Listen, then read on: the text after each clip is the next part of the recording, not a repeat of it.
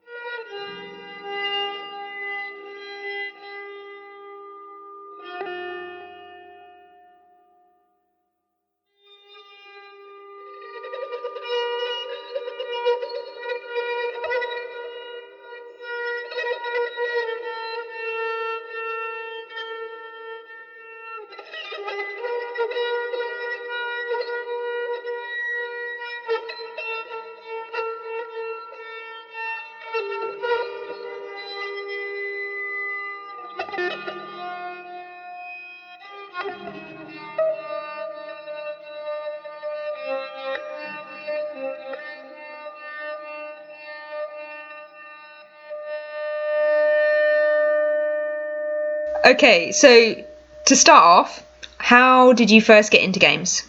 How did I first get into games? So I think it was my cousin who first introduced me to the world of interactive entertainment. Um, I can't recall what games it was he brought over, but he usually brought over on occasion either a NES or a SNES. I think it might have been a NES because of, like, I recall the unique controls for each one. So I think it was the NES.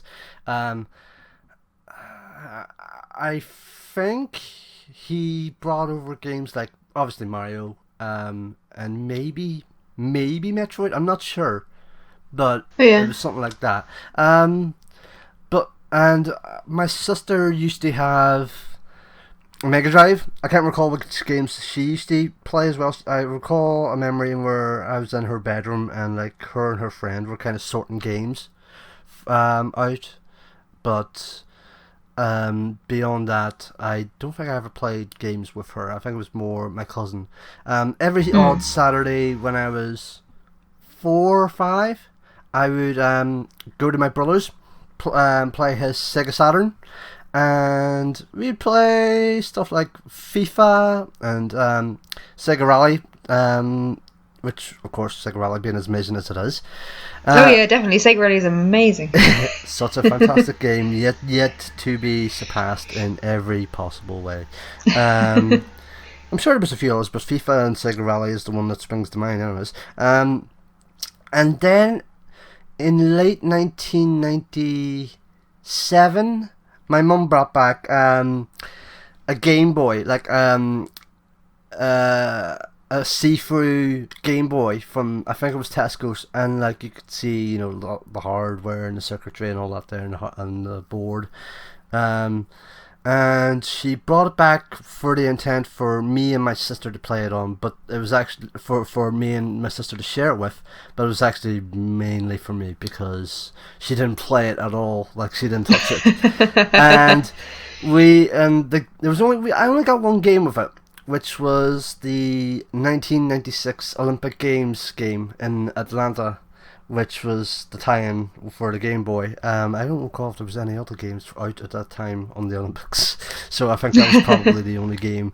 And then someone from my dad's work gave me a Game Boy version of Donkey Kong Country Returns, or Donkey Kong Country at least. I can't remember which specific version, but I know it was Donkey Kong, at least Donkey Kong Country.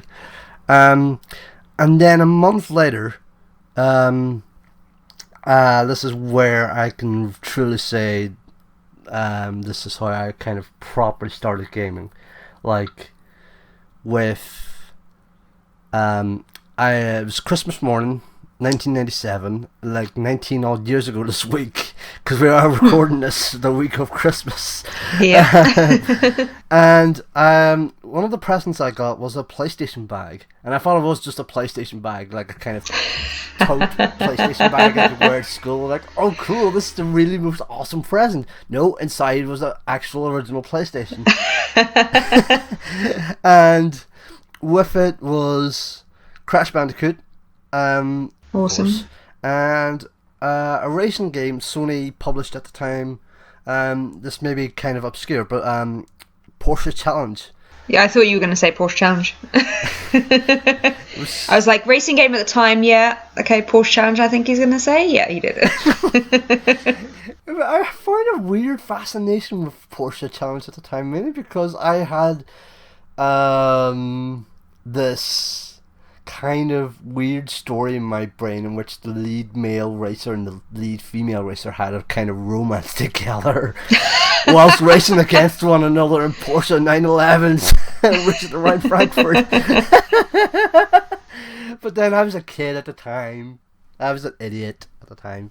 So yeah. To be honest, like when I got my PlayStation, I never really played any of the big PlayStation games at that time, and I said this before on the show, like I've not played games like Metal Gear Solid or the numbered Final Fantasy games that came out at the time, or Silent Hill or Resident Evil, and looking back on that now, I was kind of disappointed that I never got the chance to do that. But you know, I was fine. I was content. We weren't exactly the richest family in the world, so like I just had to make do with games whenever I got them, and what games my parents got me for birthdays, Christmas, or even the odd occasional treat, which was, you know, once in a blue moon. Like I can recall Spyro being one of them. Any other games I can't recall, but like even then they would have to be usually very cheap and found like in a car boot sale basically somewhere. Other than that, you just had to get lucky. And then like it all goes on from there. PS2, PS3, Game Boy Advance, Nintendo DS, Xbox 360, PS3, all the usual stuff that's happened in the past 10 years. Anyways, but I want to bring up the last story, which is when I got my PlayStation 2, which is actually my most memorable game story ever. And it was actually a few days after my, when was it? It was after my 2 days after my 10th birthday, I think it was, which I realize I'm being very specific about, but even still, so I was coming back from a football camp at the time, like a kind of practice site, because like there was a football thing for kids happening after the Christmas break, and I really wanted a PlayStation 2 for Christmas, but at the same time, like PlayStation 2 was just like completely sold out everywhere, and it was like, I realized that at the time as a 9-year-old, like it was going to be impossible to get a PS2, but I asked for one anyways, just in the miracle, the end all miracles. So I came back from the football thing, and my parents, I can recall my mum, my sister, and my oldest brother, I think, being there, and my mum belatedly telling me, like, we got you a present for your birthday, it's not a PlayStation 2, so I figured out at that point, I was disappointed, of course, but, like, at least they got me something, so, like, it was better than nothing, which is a really shit thing to say, I realise, but even still, I thought, it was gift wrapped, so I didn't know what it was at the time. I thought, maybe it's an Action Man figure or something, like, I guess. I opened it up, nope, blue box, PlayStation 2, and I just genuinely started crying.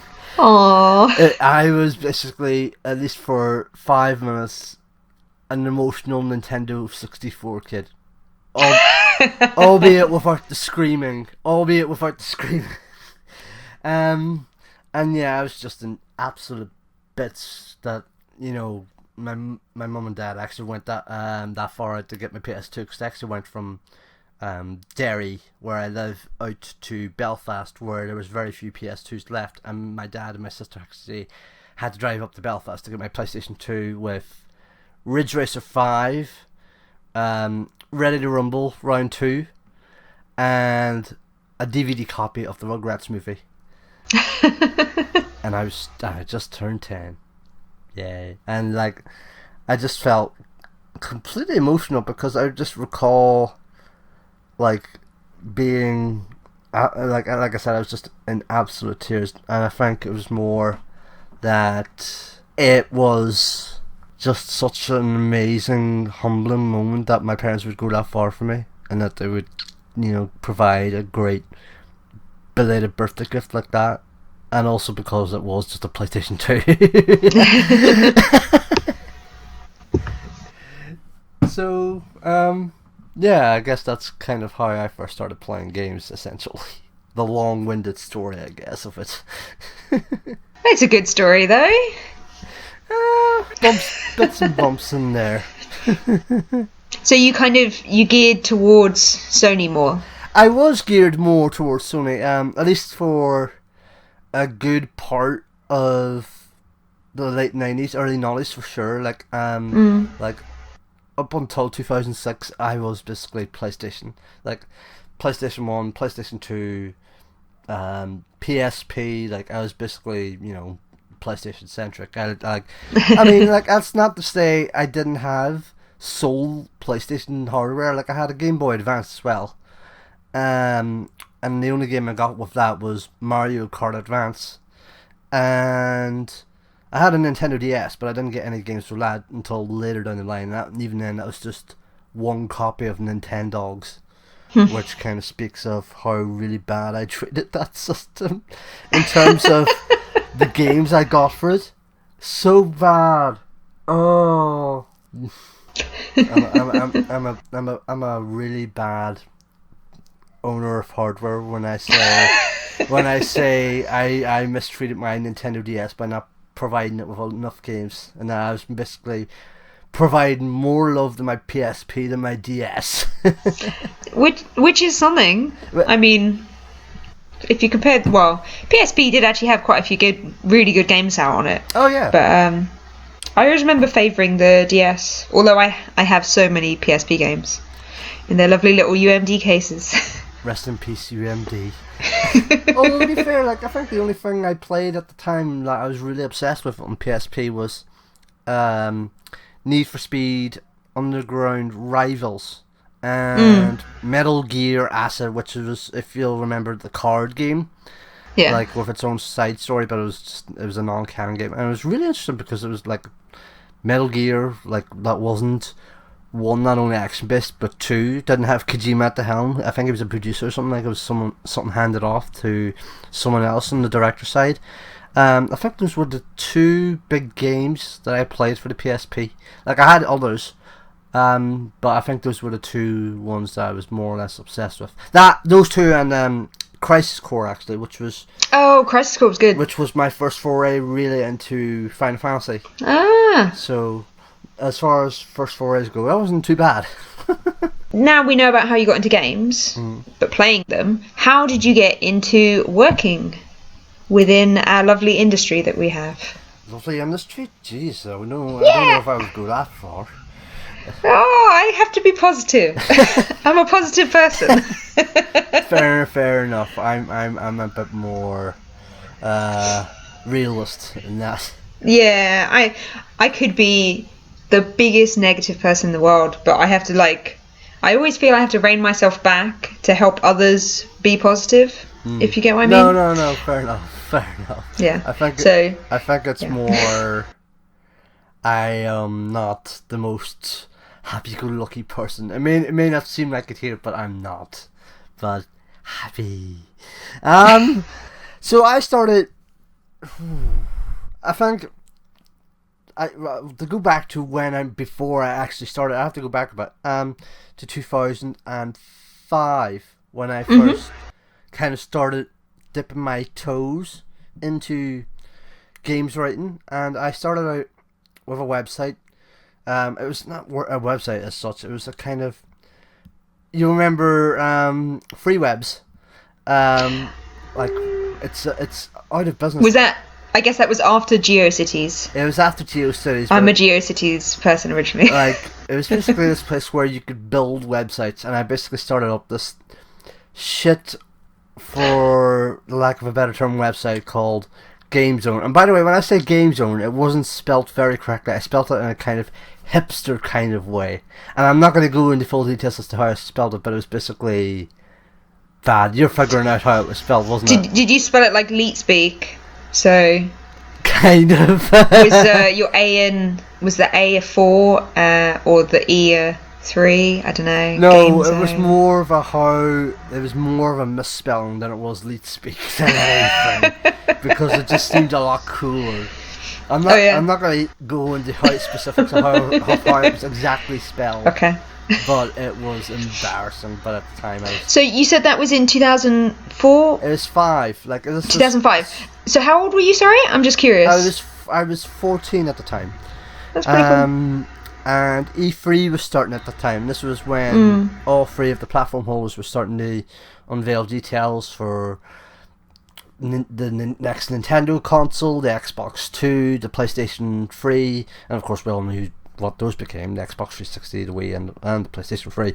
And I just felt inspired by wanting to write, basically, because like I'd started going to this website recently. Like, I was like, I checked out IGN and all that there, but only for, the big stuff, like, say, I don't know, and PlayStation.com, actually, like, for stuff like, I remember seeing the announcement for Grand Theft Auto San Andreas on the old PlayStation.com website, and I went to IGN when the Mirror used to have this kind of small side piece games column, and that was the first time I had heard of Metal Gear Solid 3, and they gave a link to the IGN link to the trailer, but the trailer was actually more or less a soundbite of the trailer. So I was actually listening to the trailer rather than watching it. But at the time, I'd only known of 2 websites, IGN and PlayStation.com. But I'd only started reading third website at the time, third proper games website, and that was a little ditty called Eurogamer. And that was the site that kind of more or less got me started writing about games. So I tried to make it, a big thing. So I moved on from Game Zone, at least on free webs, and I tried to recruit 2 old friends of mine from school, and we started off day 1 doing version 2 of the site, as I like to call it at the time, and then a day later after we launched, I basically chucked them because they didn't do the work I asked them. Because they had, it's hard to find good people. Because they had egos on their own, and they wanted to write about the stuff they wanted to write, which is fair enough, but at the same time, when you give them work to do, like, they just, like, no, I can't do that. But no! Like, I want you to do this. Like, if you want to write your own thing, like, do it, but do it after the thing I've asked you to write. Like, no, they didn't do what they were told, so, like, I took them off, and then I went off to do what was then free, and I did that by myself, and then I renamed the site Go Online, and that was on WordPress, thankfully, because it was a lot more manageable than, say, Free Webs or whatever, or BraveNet, that's a name I've not heard of in a long time until I've just remembered it. And then, yeah, I was on WordPress then for the duration of Go Online, and I had a few people brought in over 2 years to help me manage the site. I was more or less mainly on news at that point on Go Online, with others doing their bits of news and reviews and previews and all that there. It was around May, June 2009 when a job opening came up for Freelance thing for what was then still a relatively young site known as Video Gaming 24/7, or as we now know it as VG 24/7, and I started becoming a member of that community at the end, near the end of 2008, and or maybe even sooner than that actually. But I applied for that, I had a lovely, lovely, lovely chat with Pat Garrett about it, and then he brought me on as Gamescom cover because that was what the job was advertising at the time, um, and he was so impressed. Like, not to toot my own horn or anything, but he was so impressed that he offered me a full-time job at VG247, and I took it, and I left Go Online, which was my baby, but I left it to advance myself, to help hopefully advance VG247, and for 2.5 years I was UK news editor, or well, I was associate UK editor at first, and then I became UK news editor, and then I left VG247 in July 2012, and ever since then I've been freelance for I've written freelance for the likes of VG247, of course, as well as official PlayStation magazine, official Xbox magazine, Polygon, and Eurogamer, which was a really amazing, fulfilling experience for me, considering excuse me, in that getting on Eurogamer, Eurogamer was the place that I that made me want to start writing about games, and like having the chance to do an article for them on Jennifer Hale, the voice actress who did, Naomi, and Jennifer Hale, Naomi and Emma Emmerich and Femshep and one of the Lutis twins in BioShock Infinite. Like, it was, I can honestly say it was the happiest day of my career. It was honestly one of the happiest days of my life, honestly, because it was such a fulfillment of one of my professional dreams, and it meant everything to me. And yeah, that's how I got into the industry side of things. And my favourite game, I guess. Yeah, just, the thing that we're talking about. Yes.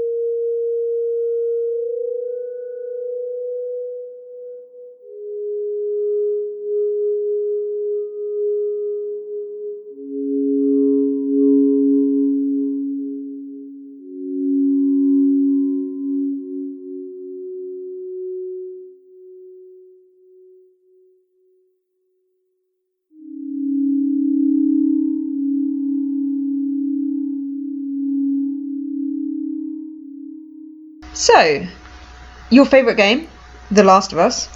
What would you say? Well, you've kind of answered this. These are my questions. What would you say your first introduction to Naughty Dog was? I have a feeling it might be Crash Bandicoot. Yes, it was Crash Bandicoot. So yeah, my first introduction was Crash Bandicoot, amazing as it was. Afterwards, I would play the first. Not the first two. I mean, the two after that came, Crash 1. I would rent those two from the video shop down the street from me. Oh yeah. And then I would get the chance to own Crash Team Racing, which is one of the best racing games of all time. And anyone who says otherwise, I will fight them to the death about that. It is such a fantastic game. I highly recommend people check it out if they have not already. I don't care if it is nearly 20 odd years old. You should go and buy PlayStation 1 just for that game and the original Crash Bandicoot. And actually quite a handful of games, but mainly Crash Team Racing. It is such a good game. And then after that, I'd played a tiny little bit of Jak and Daxter, the first Jak and Daxter, but it didn't really hold my attention as much as Crash Bandicoot did. It was only around the time the first Uncharted game came out that I was starting to play more of Naughty Dog's games again. And as you'll find out later on in my honorable mentions, I hold Uncharted 2 in big esteem as well. But it was more of the Uncharted series that I've kind of first got back into Naughty Dog stuff again. And then, so when The Last of Us was basically announced, there was this kind of big mystery campaign because it was meant to be announced at Jeff Keighley's Video Game Awards, and we knew it was going to be a Sony exclusive. We knew it was going to be PlayStation 3. We knew it was called The Last of Us, but we didn't know anything else beyond that. Like, there was a lot of speculation on it, and I honestly thought it was going to be a brand new IP, which it was, but it was going to be a brand new IP from Sony Santa Monica. Not in a million years did I expect that to be Naughty Dog, 'cause, like, Naughty Dog had been known at that point to be a one-team game, and like the one team being, you know, Amy Hennig, led up by her.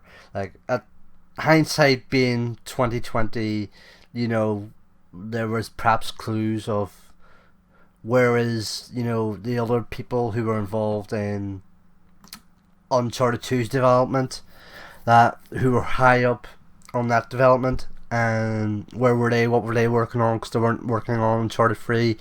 Like, Bruce Straley, Neil Druckmann, like, it was weird, but like, and I can recall my reaction to that announcement as it happened, because I was doing the live blog for the Game Awards, for VG247, and it was about 1 a.m. in the morning, and when the trailer started, and it was like Sony Computer Interactive Entertainment Presents, and I remember saying to Steph Nunley, who was and is still to this day VD247's US editor, I remember saying to her, right, this is definitely Sony Santa Monica. And then once the Naughty Dog logo faded into view, I was like, what the actual fuck? What is this? Naughty Dog have been working on 2 games simultaneously, and this was announced a month after Uncharted 3 came out as well. And I was like, what the actual fuck? Like, what the hell? But, like, you know, the concept teaser of Joel and Ellie hiding from what we would then know as the Clickers. It was, like, such a great teaser. It gave big vibes to I Am Legend and Enslaved. It was just, yeah, I was, like, fully in already on day one. And, like, I was such a big fan of the Uncharted games at that point. I was like, alright, like, it's not like I was already in at that point, but I was like, fine, whatever, I'm in. You got me. You got me. You got me. So you basically answered, like, my next 2 questions. You're just so good. Because I was going to ask if you were kind of, like, bought in from the moment you watched the trailer, because I think I'd remembered that you were live streaming those VGAs, because I remember watching them live as well. Oh, my nose. But I guess that trailer had you from the moment you saw it. Yeah. I mean, like I said, it got me hooked, line, and sinker, and like I said, I was such a big fan of the Uncharted games at that point that, you know, I didn't think Naughty Dog could do me no wrong, and like it was as simple as that. And it was from a brand new team, brand new IP, and, you know, 2 of the leads of Uncharted 2, which was one of my favourite games at that point. You know, like, I just felt like, yeah, and plus, it was a lot more serious in tone compared to Uncharted. Like, super, super grim, super serious. And, like, as fun as the Uncharted games were in terms of the story, and as much as I enjoyed them for the entertainment they gave, from that first trailer, I felt like The Last of Us had something up its sleeve that hadn't been done before in a Naughty Dog game, and for that was worth being interested in. Oh yeah, so it's kind of hard, of course, because you've played the game since, and, you know, the game is out. Can you cast back at all to when it was announced in what you thought the game might be like? Like, because of course you'd played Uncharted, and then you see this trailer and you're like, okay, so what kind of game is this? Did you kind of have any presumptions, if you can even remember back to then? I think the only presumption was that Ellie was a lot like Ellen Page at that time. Oh yeah, I think that was everyone's assumption.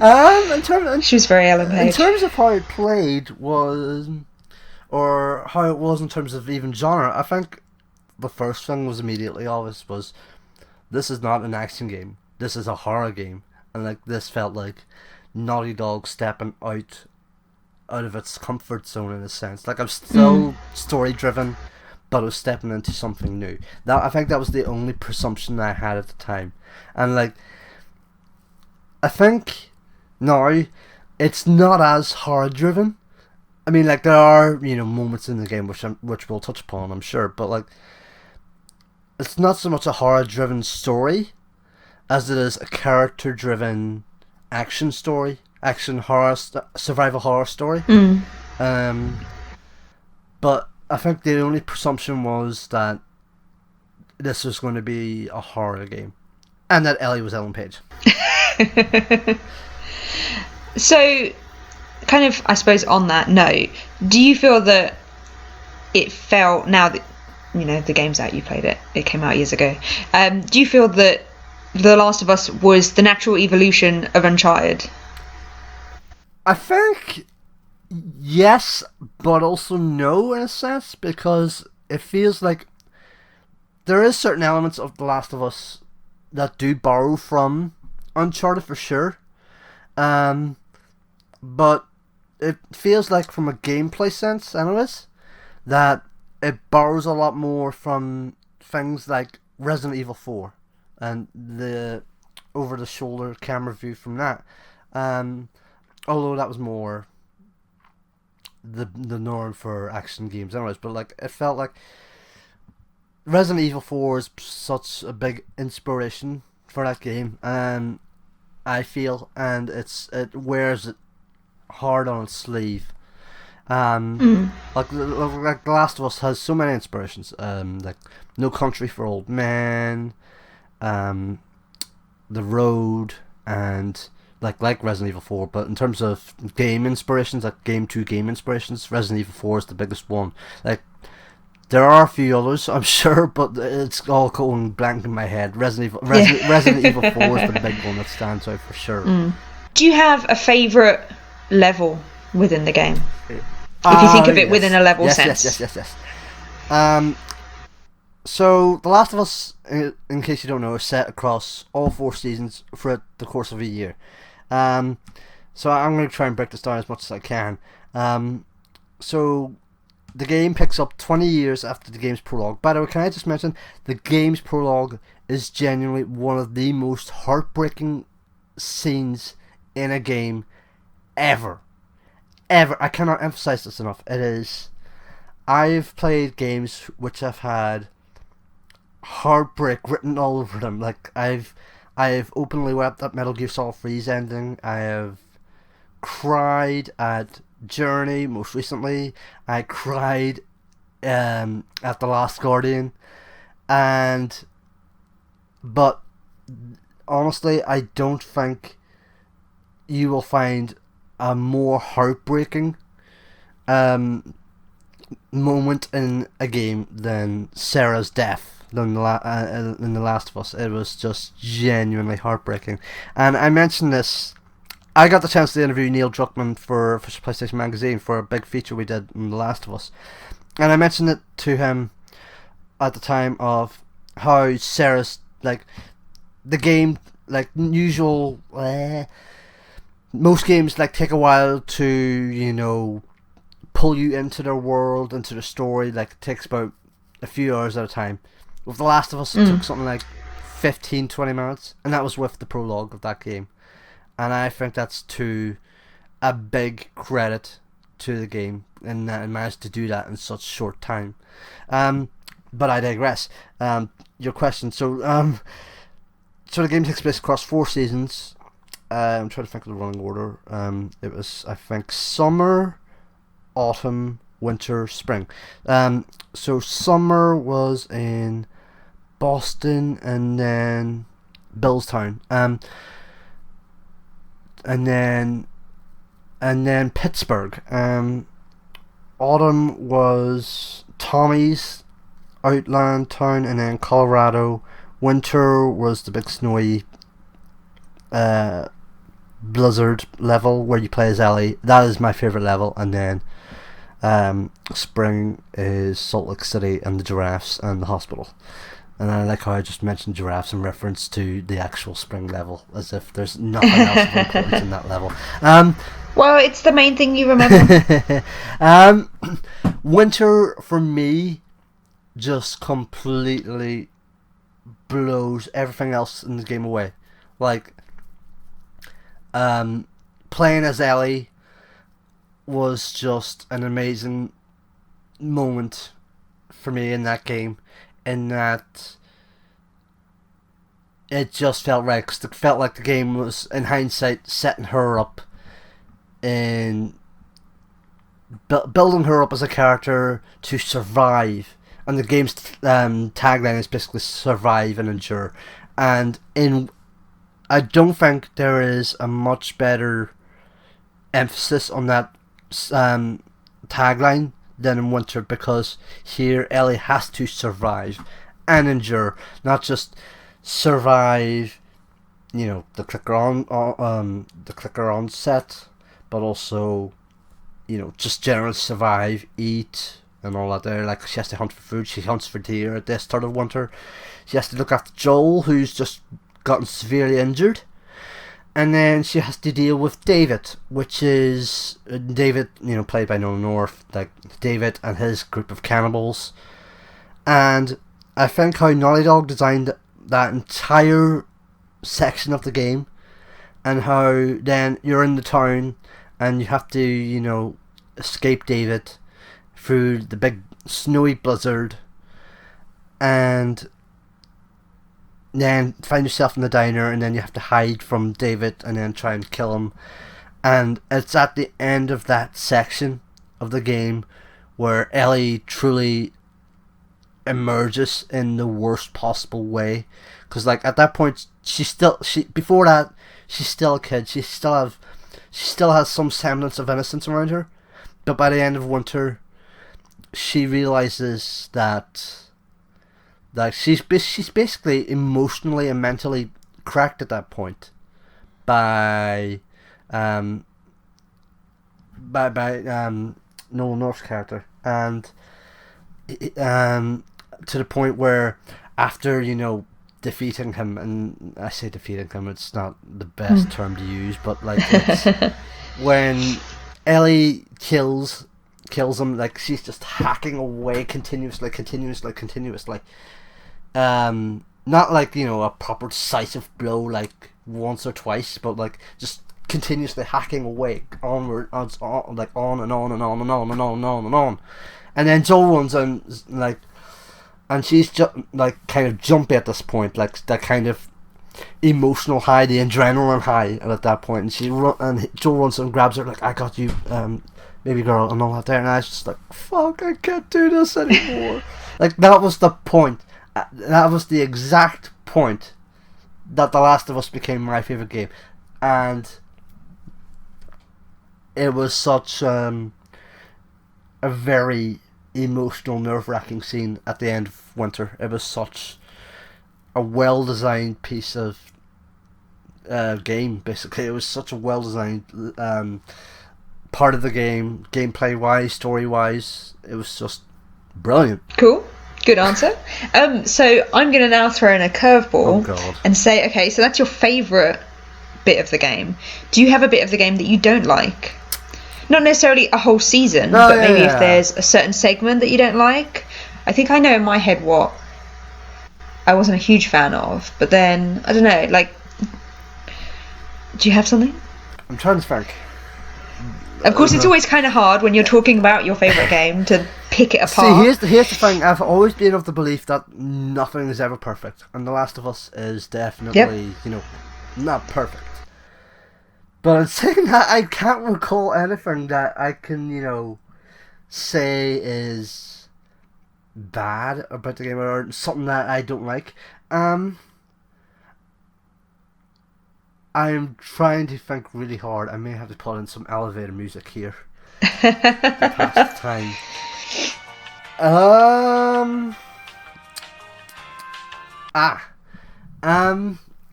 I think the hospital section was way, way, way too gamey, if that makes sense. Like that does make sense. It's notoriously difficult, even when playing on the normal difficulty. It's standard third person action trope in a game, and I didn't like that at all.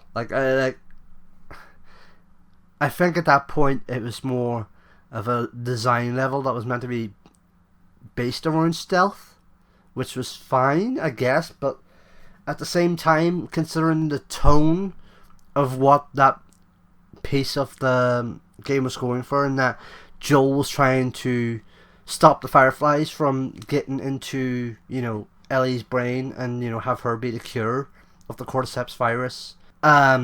Stealth wasn't exactly the best way to play that game. It was more kind of, for the lack of a better term, go all Rambo on it, because at that point you are so emotionally invested in Ellie, in that you need to do everything in your power to stop her, but at the same time you're so pissed off about it that you have to try, and not so much try as much as you kill every person in sight who is trying to stop you. And that section was not exactly the best one for me. Like, if you ask me about the bit I didn't like least about The Last of Us, that would be it.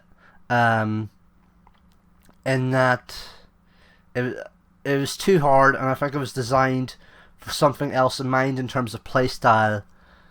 But yeah, I think that's basically it. I think that's the only thing I don't like about The Last of Us. I think that's a good answer. So I guess on the topic then of bad things, should we talk about companion AI, or should we just leave that? No. Let's talk companion AI.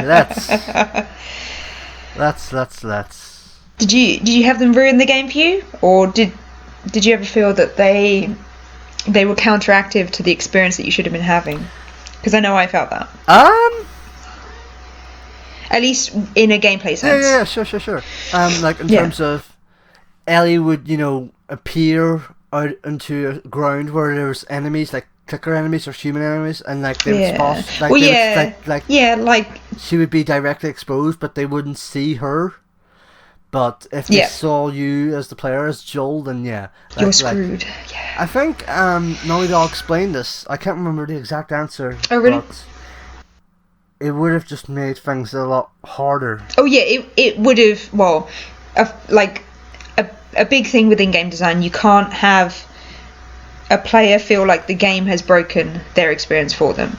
And if the AIs stood up and the clickers saw them and came and killed you, that'd be the game breaking. Yeah. So I understand that, but I don't know. It's just something I wanted to bring up. No, it's fine. It's fine. I thought Ellie was one of the best AI characters I've ever encountered in a game. Not just in terms of because she is there standing beside you, but also because she does assist you in battle a lot more so than Elizabeth in BioShock Infinite, and Elizabeth, usually helps you out a lot in battle, guns and stuff like, Booker, here's a coin, catch! I have such a good Booker impression, or not Booker, Elizabeth impression. For me, Ellie is, she is one of the best AI companions in a game, in that she feels human in a sense. She'll whistle with you, she'll learn to whistle, she'll say to Joel, oh look, I'm whistling, Joel, I'm whistling, those kind of human elements, that make her in a sense, and she'll help you in battle as well. She'll throw bricks at clickers or human enemies, and I mean, I wrote about this actually kind of recently for my Game of the Year thing on my blog, and how AI companions have kind of evolved even over the past decade or so, from Gordon Freeman and Alex Vance in Half-Life and its episodes, through to the boy in or before that, the boy in Yorda from Eco, then through to Half-Life, through to Booker and Elizabeth to BioShock Infinite, and then Joel and Ellie in The Last of Us. For its time, yeah, Ellie was easily one of the best companions in a game, and I think her AI was definitely fantastic. It was Max Dickhoff who led up that team, I think, and he, really, him and his team did a fantastic job in creating Ellie's AI at the time, and I hope we'll see something similar for that in The Last of Us Part 2. But saying that, I think we can feel very lucky in that AI companionships in games and companionship stories in a game have gotten as good as they are because AI has progressed. And like, I know a lot of people, well, not a lot of people, but like there are some people who are picking on it a little bit because of certain AI quirks, let's say, and you know exactly what game I'm about to say here. But I think The Last Guardian has absolutely nailed AI in that Trico just feels so believable as a creature in that game. He is basically the living embodiment of a pet in a game, and if and when you ever play it, then you'll know what I mean when I say Trico is just a breath of fresh air to AI. But for The Last of Us, I think it really does AI very well. Like, I think that's the gist of it. Yeah. That's cool. So, I mean, we've spoken a bit about Ellie. What do you think about the other characters in the game? The other characters in the game. So, Joel. Joel's basically a broken man. When you first meet him again, 20 years after the events at the start of the game, like, Joel's kind of, Joel is like a broken man. He's like, when you first meet him at the start of the game, like literally at the start of the game, with Sarah lying on the sofa, he's kind of a family man, a loving father, but a kind of snarky, witty man in that he asks Sarah how she paid for the watch she just gave him for his birthday, and then she quips back, drugs. I said hardcore drugs, and then he quips back, well, good, you can start paying for the mortgage. And then after, when Sarah dies, he just feels like, is there something worth fighting for anymore? And with Joel, like, initially at first he's very reluctant, very what's the word I'm looking for? He's very reluctant of Ellie anyways, like he doesn't want to get too close to her. He doesn't want to get too close to her because, like, with Sarah and all that there, he doesn't want to kind of get anywhere near that again. He's a very dynamic character in terms of his relationship with Ellie. And the fact that at the end of the game you get told that lie, and we all know the lie here, it shows how far he is willing to go at any cost to protect her, from a physical sense and in a kind of mental sense as well, in that I want to kind of protect you from this bad, nasty world, in a sense. And if that means me having to lie to you, so be it. Other characters in the game, David. David is, I think, he is such a nasty character, but what makes me so impressed about that character is the fact that if you had told me that was Noel North before the credits came up, I would have told you, fuck off, that is not Noel North. That is absolutely not Noel North. And it kind of tells you a lot about how good of an actor he is, and that he can, do, so many sides of he can do so many different aspects to a character rather than do the kind of typical tropey Noel North voice in a character, as we've kind of come to know him as now at this point. This kind of Noel North, Troy Baker tropey voice in the industry, in terms of these are the only two voice actors in the industry at that point, that kind of joke. But David is such a weird, twisted character. Bill is actually one little character. Like, there's so many great characters in the game, but Bill is one little character I want to reference as well, in that he's kind of the same as Joel, in that he's had a loved one taken away from him. But in that, with Joel, he's had his daughter taken away. Bill is, at least Joel doesn't mask that to an extent. Whereas with Bill, he's like a kind of closed book. And his partner, you find him hanged in his town, like, and that kind of, you see glimpses of him being vulnerable, but he locks it up again near enough immediately. And when I say his partner, I mean his actual, romantic partner, because Bill is gay, and that's another thing The Last of Us does really well, in that it does have gay characters in the game, but at the same time, they don't put them on a pedestal. They don't, put a big, spotlight on them. That was really impressive, and the stories they told with Bill, and then with Ellie and Riley in Left Behind, which I'm sure we'll touch upon in a minute, but how they deal with them characters and like not make them a big deal, while have the story, be so compelling as queer characters. That was great. That was genuinely great. Like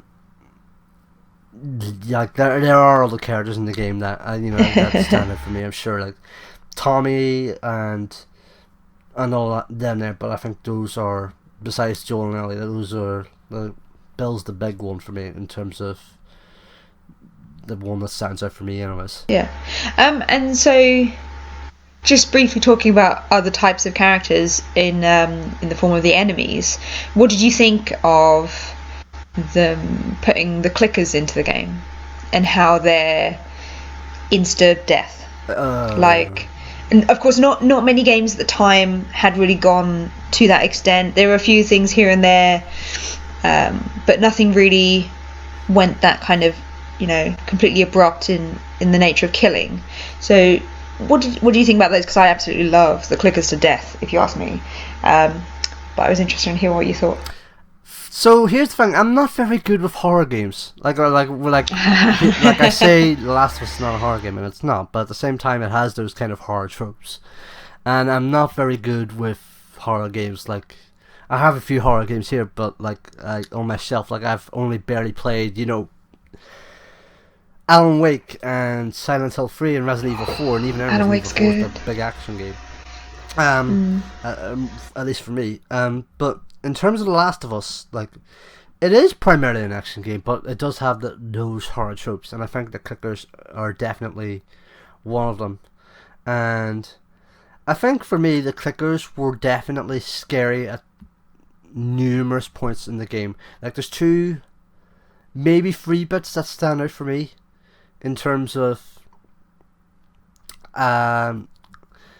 atmosphere in the clickers, in that the first bit was towards the end of the game, and Salt Lake City in the tunnel, and like there was a whole swarm of them, and like this was the kind of bit where I thought, oh no, there's too many of them, I can't deal with this. And then you had the various types of clickers as well. Like, you had the normal clickers, you had the boomers, I say boomers, I don't know if that's the right term for them, but and you also had, I'm sure there was other types of clickers, but I can't recall what those were. The other bit was Boston in the underground with, I forgot about Tess. I know we just skipped past the whole characters thing, but I completely forgot about Tess.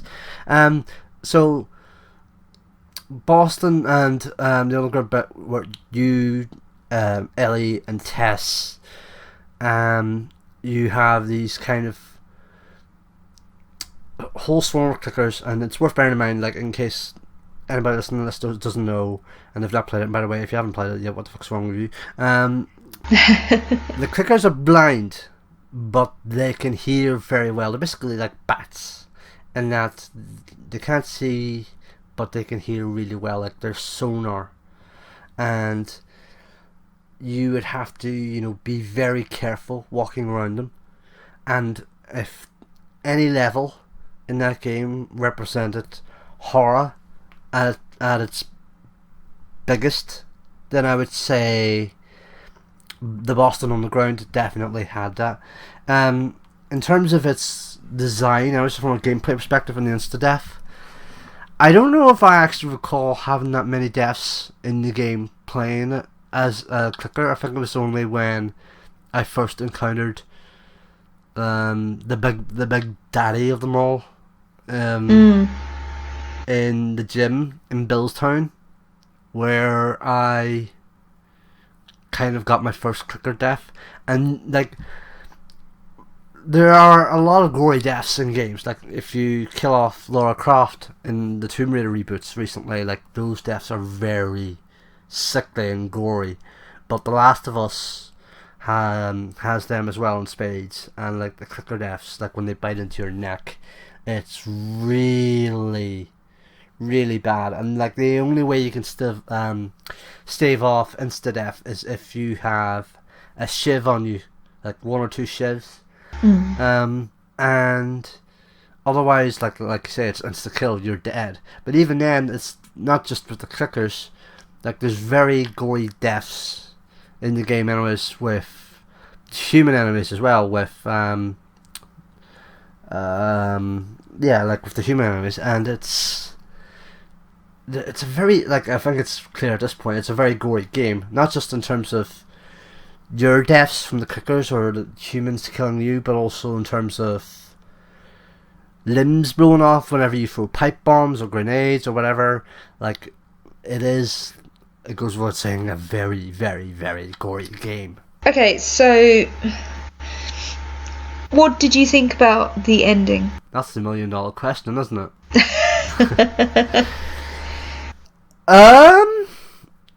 It's pretty clear, obviously, that Ellie knows that what Joel is telling him is a lie. And I think it's as clear as it gets. Like, Neil Druckmann did a talk about this just before Remastered came out. In I think it was in Canada. I think it was at this point. I remember listening to it on a bus to Dublin because I was doing interview prep for the piece I mentioned earlier on The Last of Us with Druckmann for Official PlayStation Magazine. I remember listening to it on the bus down to Dublin because I was going out to see some family, but I was listening to Druckmann's talk at the time. But he said, and I'm paraphrasing here, so I might be wrong, but it was more interpretation in that most people assumed that, yes, Joel was lying to Ellie, and Ellie knew immediately, and that was the look. But Druckmann said it was more than that, in that, yes, she knew he was lying to her, but at the same time, she was accepting it because Joel has gotten her so far. He's protected her throughout the course of a year, and in turn she's helped to protect him during a period in that year, and that she can't go on without him, in a sense. But at the same time, there is a certain sense of trust that has been broken between the two of them, and that was his interpretation of the ending. I think it was. I'm paraphrasing, but like, we all know, Joel's lying to her, but that was kind of Druckmann's interpretation of it. In terms of doing an ending of that style itself in a game, like, it was very, very risky. Because there's no game has done an ending like that. Or at least very rarely. And, Naughty Dog had the balls to do that. Like, it was not the typical Hollywood ending in that either No. it was going to be a happy ending, or that one or the other would die having to sacrifice the other. In fact, that was actually kind of what Naughty Dog were hinting at in one of their trailers. In fact, here's a tip for anyone watching promotional trailers of Naughty Dog's games: don't ever believe everything they say, because they lied about Ellie being playable in the game. They lied about the hint at Joel nearly dying in the game. They did the same, kind of something similar with Uncharted 4, although I can't remember what it was. So basically, don't take anything that Naughty Dog says at face value. If you think they might be telling you a lie on something, there's a good 50-50 chance that that is going to be a lie. So don't take what they say at face value. Well, things change in development, and like they won't always know exactly how things go. This is the thing. Like, Druckmann said before the game came out, you would not play as Ellie. Later on, you play as Ellie, and in the Grounded documentary, he admitted like he was having to lie to journalists about having to play as Ellie, and then he recalls, "Sorry, journalists." I was like, "Fuck you, motherfucker!" You have to keep some things as a surprise for the players out there. But at the same time, like, Naughty Dog has a tendency to kind of lie a little bit, just to kind of preserve the surprise, which is fair enough. So, but that kind of ties into my point. Don't believe everything they say at face value. Your sanity will be a lot more preserved. I do want to make one more note about the ending itself, and that it was very left field, in that it wasn't the ending I was expecting. Even when, you know, Joel was lying, and that he killed Marlene, and that the Fireflies would, you know, eventually chase him or whatever, I honestly thought, like, Joel would know, but Ellie wouldn't. Like, it was a kind of, you know, what's the term I'm looking for? It was a kind of protect her from the truth, basically, type of thing, rather than her find out by herself. So, I think in that in itself deserves applause from Naughty Dog. It was certainly, you know, definitely an ending, a really good ending at that, and something new in a game. And it was like how did you find it? Anyways, in terms of the ending. Well, I think the kind of tarnish that I had on it was the level beforehand. Yeah. So I just had to fight through that hospital, and I felt like I was sick of fighting, because I found it interesting you saying, oh, Last of Us is an action game. So I played Last of Us as a stealth game to heart, but that's because of the kind of player I am. And that hospital was so hard to play in that way, even though it was meant to be played like that. And I think that kind of tainted it, because I was relieved that the game was over, if you get what I mean. Because after having to fight through all of that, I was kind of like, okay, it's finally over now. And then when it ended, I was like, oh, okay, that's the end. Like, kind of abrupt. Abrupt, and like, kind of in that. Well, it's really in that kind of TV series, filmic kind of way of, we're gonna leave this here, and you know it's gonna come back eventually, and then see where it goes from there.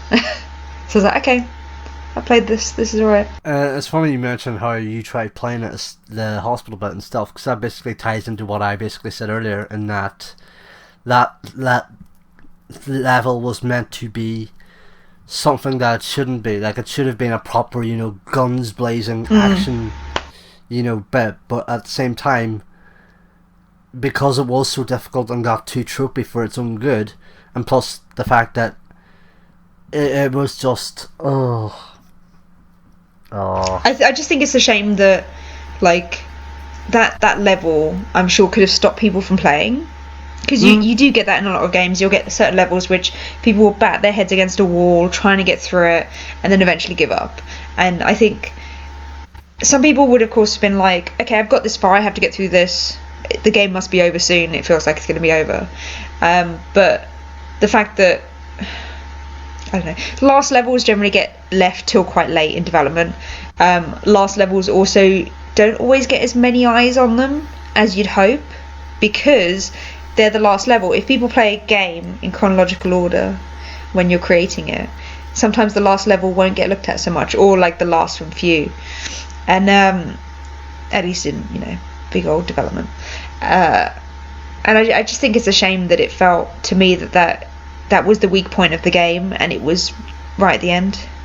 So that would be a person's like last taste of the game, their last experience, and it might have left people sour.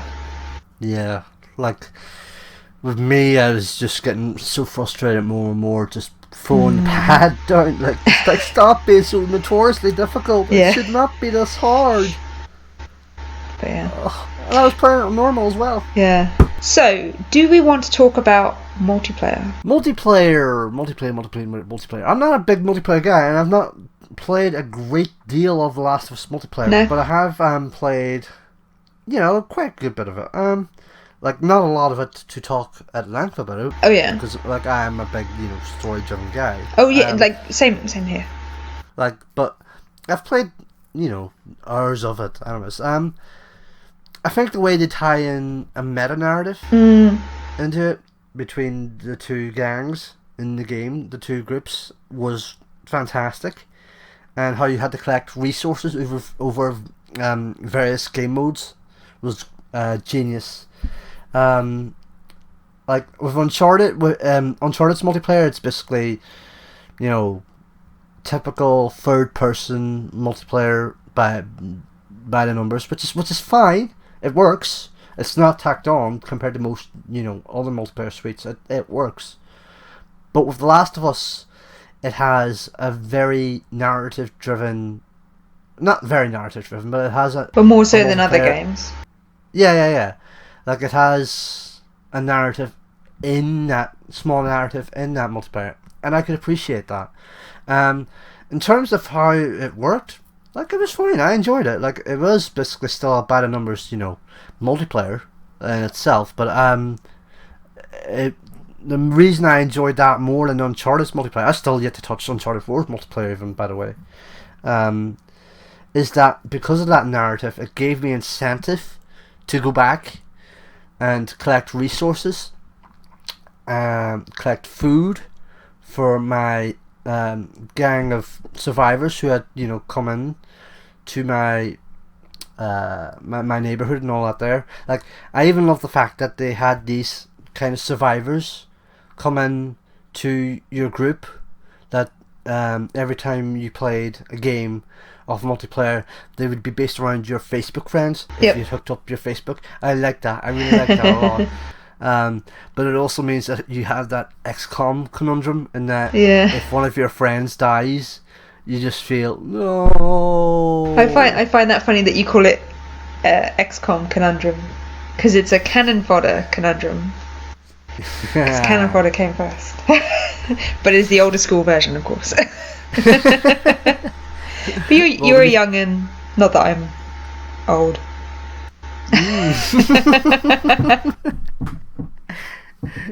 But no, I definitely really enjoyed Last of Us multiplayer. Like, a lot more so than most multiplayer games. I would say off one hand, there's multiplayer games that I've enjoyed to the point that I would keep coming back for them on a regular basis. That's or at one time or another, that would be Metal Gear Online 2, Overwatch, Splatoon, and the original Gears of War. But Last of Us multiplayer, at the time, like, anyways, on PlayStation 3, and a lot more so remastered on PlayStation 4, because you had all the maps at that point and all the content. It was definitely a competent, really good multiplayer suite, actually. A lot more enjoyable, a lot more fully stacked than most multiplayer suites in games at that time anyways. Cool.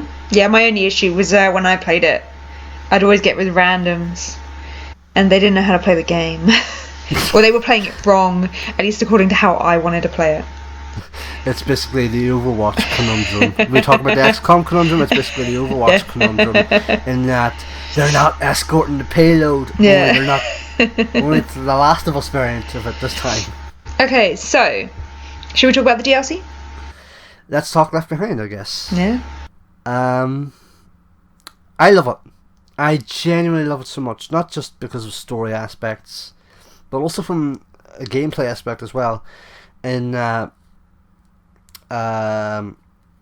like, it is just two teenage girls running about a mall, having fun, and this kind of innocence they have before they end up losing it. In Riley's case, permanently, because you know, turns into a clicker and then subsequently dead, I assume, because we don't ever actually see her die.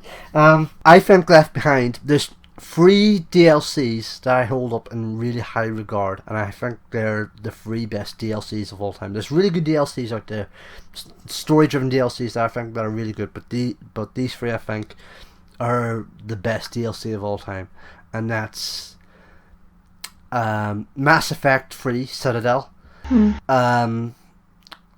Grand Theft Auto 4 The Ballad of Gay Tony, and to a lesser extent The Lost and Damned, but I would say Ballad of Gay Tony and Left Behind. And Citadel is about 4 hours. Ballad of Gay Tony is a big full-on expansion rather than a DLC, whereas Left Behind is only 90 minutes long, but you really get your money's worth out of that 90 minutes to 2 hours long with it. Left Behind narratively is set between the end of autumn and the start of winter, and you have to look after Joel, and you have to recoup. You have to find a first aid kit for him, like gather, resources to help stitch up the wound he got at the end of autumn. While simultaneously flashing back to Ellie, who's at a military boarding school at the time, and Riley, who's I think just got expelled or something from that same boarding school, and they've had a falling out a while back, and Riley tries to win over Ellie again to be her friend, and they all go to the mall, and they do the most innocent of things, like ride the carousel, do the photo booth, which I absolutely adored. I love the fact that you could post those images on your Facebook as well. Even the tiny things in that, but like when I did that interview with Neil Druckmann for Official PlayStation Magazine, he told me that one bit, I can't remember if he meant financially or even no, it wasn't financially, but Druckmann told me in that interview for OPM that photo booth section was harder to do than the entire hotel section in Uncharted 2 in terms of, assets and all that there.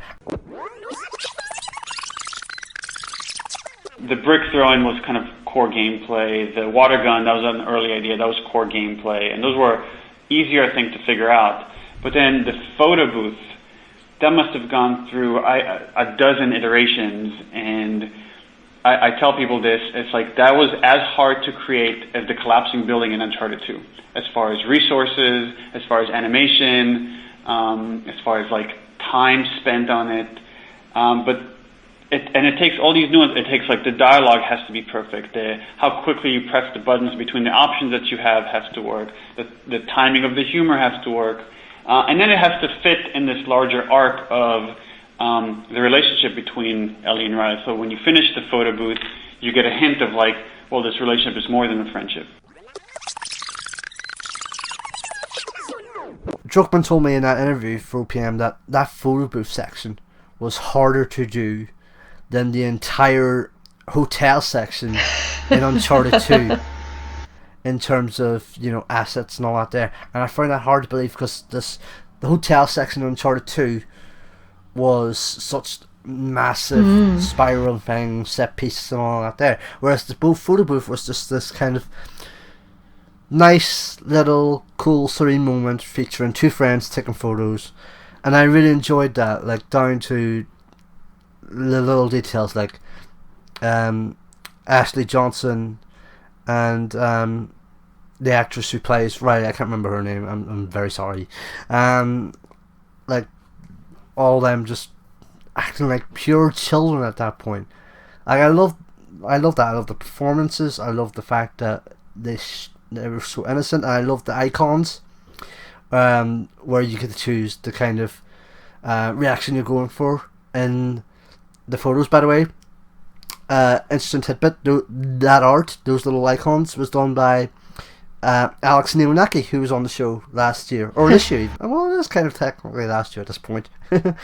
But yeah, Alex did those little icons, and she did she helped design the UI in the game, which, by the way, I should point out is one of the best UI designs in a game. So clean, so yeah, it's just so great. But that photo booth was just, oh, it was like peak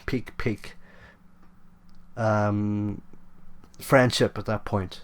Like if they had fallen out at that point, that friendship was back at that point in the photo booth. And then, you know, going on the carousel, throwing bricks at jeeps, where Ellie just basically screams, "Break fucking master!"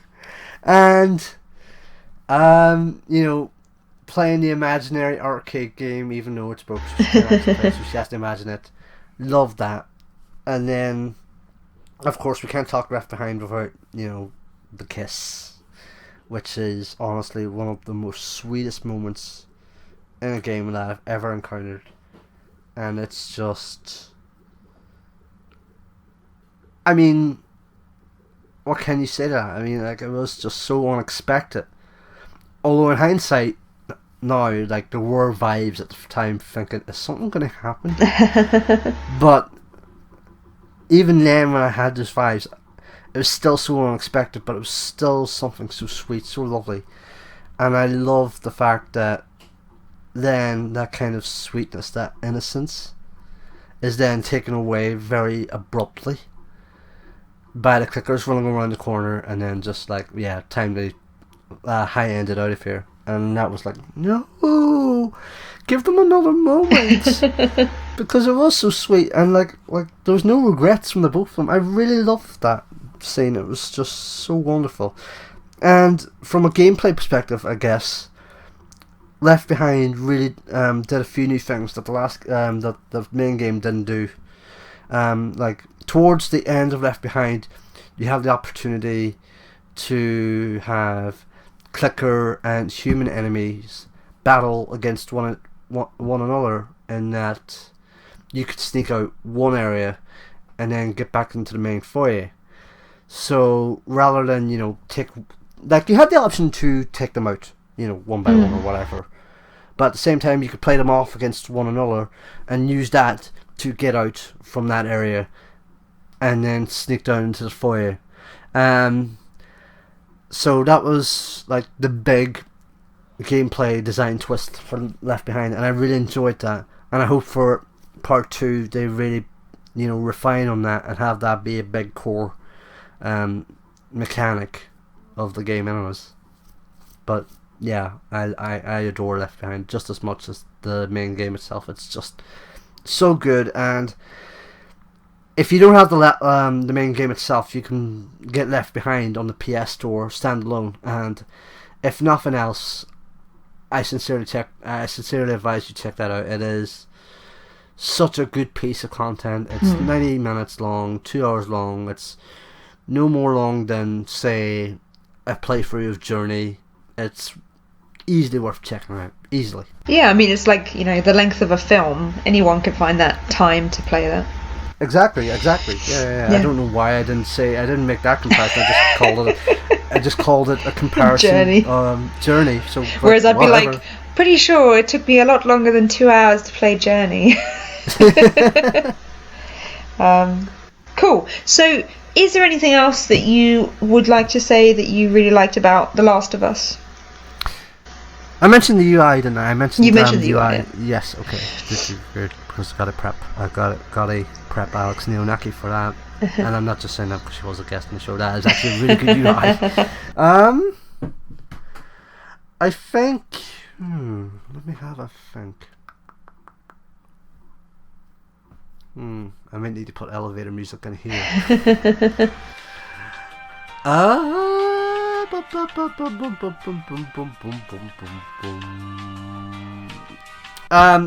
There is actually one thing.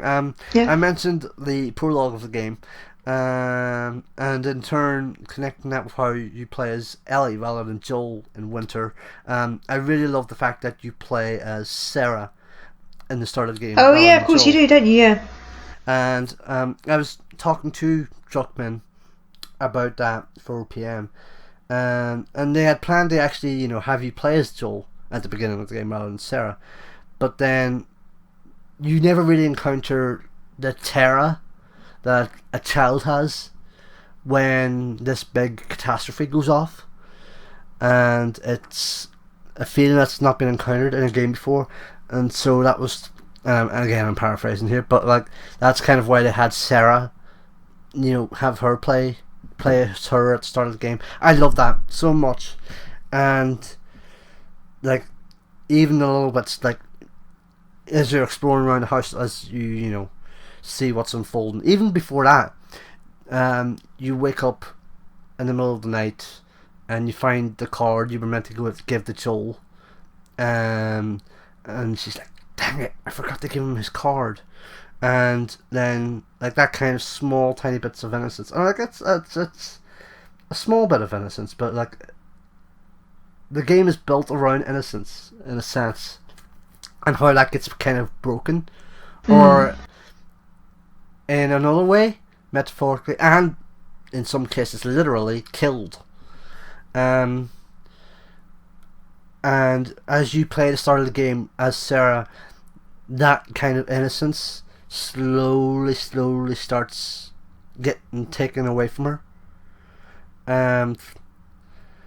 From when you go into Joel's room and you see the TV on, and the news reports coming in about the clicker outbreak and the big explosion ahead, which you can see in the TV not the TV first, you can hear in the window. What am I talking about? Like, you can hear on the TV first, but you can see in the window first, because that kind of delayed reaction.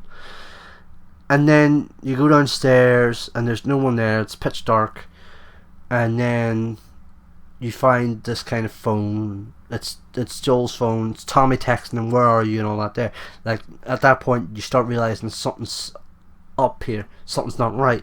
And then Joel comes in. You kill your next door neighbor who's starting to turn as a clicker.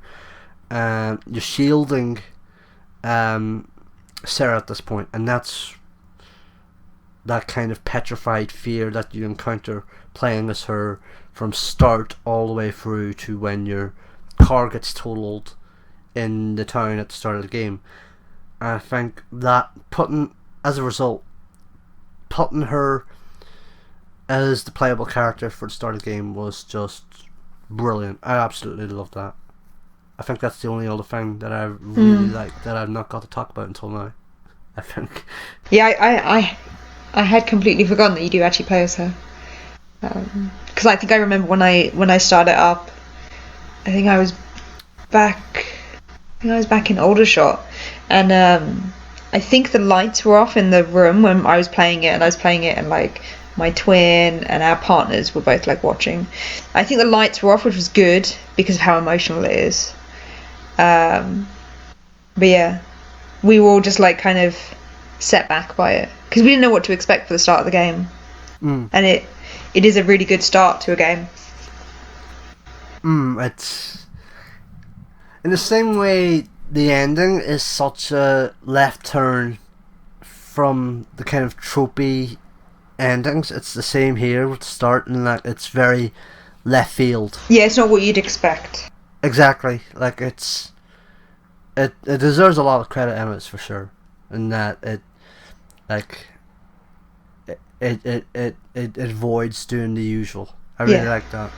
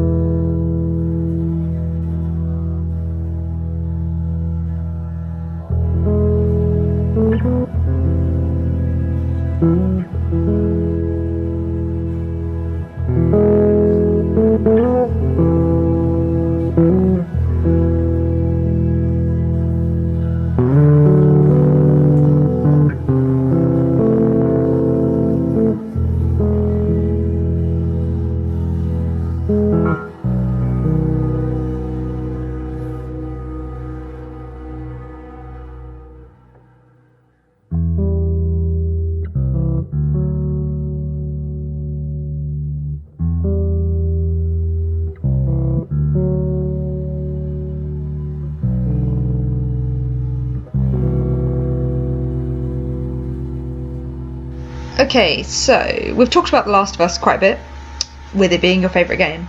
So, what are your honourable mentions? What didn't make the cut? What didn't make the cut? Oh, there's so many games that didn't make the cut. I know, you sent me a picture, right? Ages ago. There's a lot of games there. There was a lot of games there.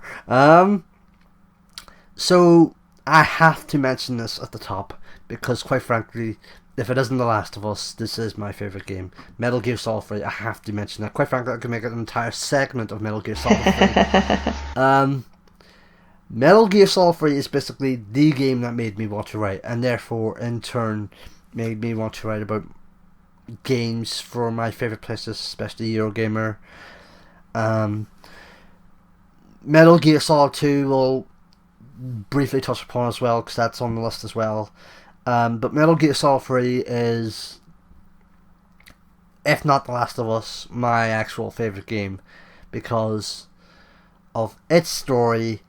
And yeah, its gameplay is fantastic, but its story is Metal Gear Solid 2 was batshit insane, basically. But Metal Gear Solid 3, in kind of Metal Gear style, tried to ground it as much as possible, but then it is Metal Gear. There is no such thing as grounded in Metal Gear. That game has a special meaning for me, two special meanings for me, in that, one, it was my favourite game for 8 years, and it made me want to write about games. But also, and I've mentioned this on the show before, in that it helped me during a very hard period in my life, and that was when my mum was ill, and then when she subsequently died. This was 2 years ago. And just before she passed, I remember sitting by her bedside playing Metal Gear Solid 3 by her bedside on my Vita, and I recall that being such a massive coping support for me, in terms of just giving me a distraction while all this was going on. And I'll say, like, for, like, as much as I've talked about Ellie, and Ellie being an amazing character, she is, like, Ashley Johnson does her justice supremely, to the point that if I were to talk your ear off about Ellie, you could say she's my favourite female character in a game, or even favourite character in a game. She's not. The boss in Metal Gear Solid 3 is, and I'll tell you why. The boss is one of the very few female characters in a Metal Gear game which is designed with respect for the character, because obviously there's that whole debacle that went around with Quiet and Paz with the two Metal Gear Solid 5 games. The boss, at a time when Metal Gear female characters were actually, given respect, the boss was the best of the lot for me. Her character design, her strong-willed character, personality, her traits. She was badass, she was strong-willed, and those were traits I found in my mum, actually, before she passed, and that was kind of why I resonated with her a lot more, even more than when I did playing the game so many times before playing it on the Vita. The only thing I would criticise about that character design is how Konami subsequently, showed her off in a kind of sexier way, provocatively sexual way, with the suit kind of zipped down halfway. It shows her cleavage a little bit. In cover arts, or in statues and dolls and all that that I didn't like. But other than that, I genuinely love the boss so much. And Metal Gear Solid 3 has for me the best boss fights in the series, that typically signify the feelings of each boss in the Cobras. The Fury is, such a pain in the ass, although not as much as the end, admittedly. The Fear like they're all great, but I think the best one for me is the boss at the end. It's just so good. Like, what can you say? It is for me Kojima's masterpiece, and I am forever grateful to that game in numerous ways. And I could talk as much about Metal Gear Solid 3 as much as I have than The Last of Us in regards to it being my favourite game. I could talk to you as much about Metal Gear Solid 3. It is just such a special game for me. Journey is a game that is another one. It is short, but at the same time so special, so unique, so powerful in terms of its message and how it's open to interpretation. I'm so lucky in that I have had Robin Honeke and Kelly Santiago on the show, and the chance that I've got to tell them about how Journey means to me is one of my favourite games, my top 3 favourite games of all time. It is such a special game, and next year is the 5th anniversary of the game coming out, and I hope to do something very special to mark that, both from a professional perspective. Hopefully that comes off, but I adore Journey so much, and I will happily, I was going to say as well about Metal Gear Solid 3, I will happily play Journey on any platform it comes out on now. If it comes out on PlayStation 9, I will happily buy it on that system. Another Kojima game, but not Metal Gear, and it's perhaps a game that I've subtly hinted at being such a fanboy of so much in the past few years of the show. Zone of the Enders, the second runner. I love this game so much. It does not get enough love, and I'm not a big mecha kind of guy. Like, I'm not into Gundam and all that there, but I adore Zone of the Enders. Zone of the Enders 1 was a good proof of concept, but Zone of the Enders 2 refined it in every possible sense in terms of art design, gameplay, fast-paced gameplay even, and even the story as well. Like, they really, moved away from the kind of cel-shaded realistic, well, not cel-shaded, but the kind of realistic look of the first game, which I think kind of dragged it down to the kind of anime cel-shaded look that they went for in the second game. I really love that, and the gameplay in Zone of the Enders 2 feels a lot more faster, fast-paced gameplay. It's such an utter joy to play. If you have a PS3 or Xbox 360, I highly recommend you check out the HD collection for Zone of the Enders 2. It's such a good game. But if you have a PS3, I especially recommend the PS3 version, because it is actually supremely better than the PlayStation 2 version in terms of performance and frame rate. It's such a great game. Uncharted 2 I mentioned during The Last of Us. It is, like, if it's not The Last of Us, then Uncharted 2 is my favourite Naughty Dog game. For me, the one bit in that game that defines Uncharted 2, and for a lot of the Uncharted series, is the hotel set piece in Shambhala. Uncharted is built on set pieces. Oh yeah. But there have been very few set pieces that have come before or even after it since then that have topped that hotel set piece. It is such a phenomenal set piece. Like, I think the closest that have come to beating it in terms of set piece, in the Uncharted games, is the Madagascar jeep chase in Uncharted 4 this year. That was really great, but I think that the hotel set piece still, beats it considerably. Not to mention, Uncharted 2 was the first time where we realised you could take story a lot more seriously in games. It was such a well-written story, and gameplay wise, like, what can you say? It was a typical third-person action game, but like, if it ain't broke, don't fix it.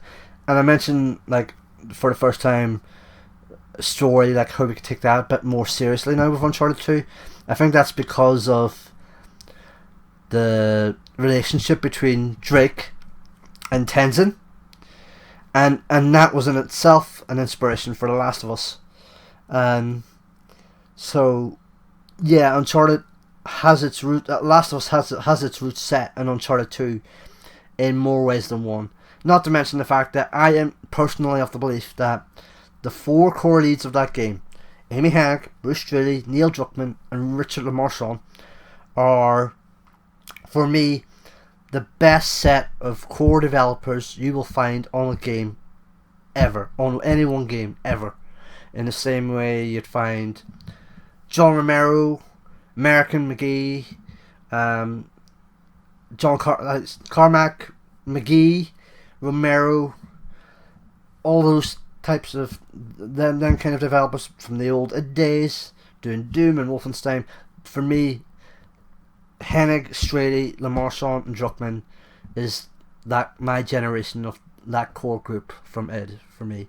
What else? Mass Effect 2, which I realise Mass Effect gets so many honourable mentions, and yet we've never done an episode of my favourite game on it at all yet. It's baffling how we've not had that so far. Mass Effect 2 is honestly for me my favourite RPG. It's just such a great story, great core group of characters like Garrus, Liara, although Liara's not as prominent in this one. I really need to play Mass Effect 2 again at some point, because just to refresh myself on everything in that game, but it refines the story, the great story of Mass Effect 1. It completely overhauls the gameplay of 1 to the point where 1 feels dated now, gameplay wise, and feels so satisfying to play. Like it's such a great game. Although so is everything else in my list, as is Life is Strange, which is a relatively new game in this list, which I only put on here about a year ago. Story perfect, near perfect, episodic. It kept you on the episodic formula. Just worked perfectly for the game. I think if it was just a continuous 10-12 hour game with no breaks, I don't think it would have been as good. Whereas with an episodic, formula, it worked perfectly for me. Max and Chloe's friendship was just a breath of fresh air, and the soundtrack was just, if I say the story was near perfect, the soundtrack was perfect. So perfect. Mount Washington, Mogwai, Fools. I could talk all day about how amazing that soundtrack is. In fact, I would say Kids Will Be Skeletons by Mogwai is one of my favourite songs of all time now, because of that ending to episode 3 and the fact that they deal with big real life scenarios in that game very delicately, like suicide, bullying, euthanasia, and even LGBT issues as well. I think a lot of credit deserves to go to Square Enix and Don't Nod, especially Don't Nod, for how they handled those, and doing them in a way that no other game has done before, or if not, done them in a way that felt worthy of doing them, that it felt earned in a very good way. So like that's a big reason why Life is Strange is in there for me. Persona 4 Golden, if you have not played that yet, why the fuck are you listening to this? Go play that now. Go and pick up a PlayStation Vita, go pick up a PlayStation Vita TV, pick up a PlayStation 2 even, to play vanilla Persona 4, and you will encounter the best JRPG in the past decade. It is so good. I cannot say that enough. GA for life. Metal Gear Solid 2 is batshit insane, but it is the first mature game that I've ever played. And it is, I don't think if I had played Metal Gear Solid 2 I wouldn't have played Metal Gear Solid 3, and if I don't think I had played Metal Gear Solid 3, I wouldn't be writing for a living. So, a kind of butterfly effect in a sense. It is such a batshit insane story. Oh yeah. But looking back on it now, it says a lot of things then that are starting to come true now. In this kind of shit world that we have now. In a kind of world that is going through a kind of unknown right now, Brexit, Trump, and all sorts of bad shit going across the world. And how technology has this big influence on us, and AI and censorship and all that, especially censorship. It was far ahead of its time for sure. But it is still to this day, 15 years on, such a marvelous, marvelous game, and I think at some point I'm definitely going to go back and play it, for sure. And not to mention, scary Skullface Colonel is still deeply scarred in my head for the rest of my life, and I will forever be scared of that AI bastard. Thank you very much, Hideo Kojima. I will never forgive you for that. As much as I will give you leeway from Metal Gear Solid 3, I will never forgive you for scary Skullface Colonel, you son of a bitch. And I guess my last honourable mention, because these are 10 games, and I gave you 10 games to talk about in your episode. I am actually kind of debating my 10th spot at this point, because initially it was Grand Theft Auto 4, and I think Grand Theft Auto 4 is a fantastic game, because it felt like the arrival of a more grounded Rockstar Games, in that it was doing less funny stuff in its games, more grounded in its games, especially after San Andreas and Hot Coffee and all that there, where they effectively got neutered by the US government. And I know a lot of people think Grand Theft Auto is too serious, especially for a Grand Theft Auto game, and I think they fixed that for the most part with the 2 DLC packs in GTA 5. But I loved what they did with Grand Theft Auto 4. I loved its grounded nature. I loved Nico Bellic as the main character. I think Grand Theft Auto 4 is a great game. But recently I've been debating the last spot on my list, and that's because of a recent addition, and that is The Last Guardian. Now I say that knowing that The Last Guardian just came out fairly recently. It only came out about a week and a half ago as of recording this. Yeah, a week and a half, 10 days, at least for me. And so that's something I'm still going to debate about. But for me, The Last Guardian is my game of the year for sure. And I think there's a good chance it could end up being in my top 10 ever. Mainly because, while yes, it has flaws, severely big flaws at that, at the same time, it is such a unique and fresh experience that it just blew me away in terms of the companionship between the boy and Trico, and like I said earlier with The Last of Us and AI, and how we went off the tangent about Trico, how Trico is this believable AI character in that it still feels fresh in my head, so I guess I perhaps shouldn't talk about it too much. And especially because it is such a fresh game, I don't want to spoil it for people. Yeah. But yeah, you don't want to spoil it. No. I think for me though, it is in the conversation anyways. So it's still something I'll have to think about. Yeah. Like, for now, Grand Theft Auto 4 is in that top 10, but I think there's a good chance where, after everything is said and done, I think not Grand Theft Auto 4, The Last Guardian is going to be in that top 10 for sure. It's such a phenomenal game. I can't recommend it enough. Okay, cool. So, I mean, it's a great list that you have. I think your tops, and I've got The Last Guardian, so I did pick it up. So hopefully I'm going to play it over Christmas because I've got some time off. Because it's not very long, from what I hear. It's about 10 hours at most. So I'll give you my opinion on it when I play it. And thank you for not spoiling it as well, because I'm sure there'll be a lot of listeners who may not have picked it up yet. So that's really good. I can't recommend it enough. It's such a phenomenal game. Really good.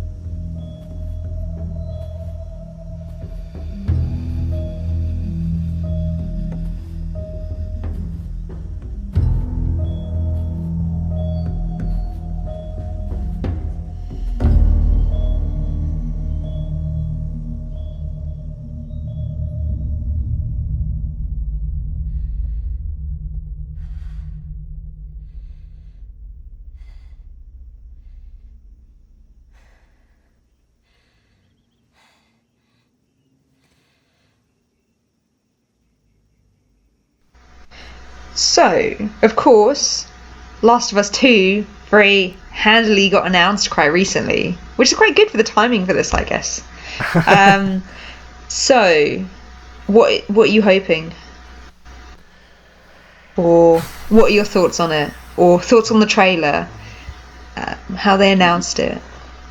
I really love how they announced it. I really do. But I should preface this by start by saying I didn't want a sequel. You didn't want a sequel? I didn't want a sequel. I thought it was perfect. You just wanted it to finish, that was it? Like, it was a perfect one-and-done game. Like I cited No Country for Old Men as an example. You don't see a sequel for No Country for Old Men. You don't see a sequel for The Road. Or there has been a sequel for The Road recently, hasn't there? Really? I think. I don't know. I don't know what I'm talking about. But no, I get what you mean. It's that kind of. It's not a mass market media that's trying to be put out every couple of years. It's like a nice contained experience telling a story, and you want people to think about that story. That's exactly it. And for me, The Last of Us just felt perfect as a self-contained story. Like, there's no need to explore Joel and Ellie's story any further. You could have made a case of exploring more of the world of The Last of Us, the clickers, the infected, and the cordyceps virus. But even then, it just felt like it was a perfect one-and-done game. Now, fair enough, from a business perspective, you're hardly not going to say there isn't going to be a second game. It sold a bajillion zillion copies. That's an exact number there. Exact number. It is an actual real number. It sold a lot. Oh yeah, it sold a lot. It sold a lot. It did well critically. Won all the BAFTAs. Won all well, not all the BAFTAs. Not all the BAFTAs, but quite a few. Let's just say it did. Like, it did well critically. It won so many Game of the Year awards, like something like 200 odd.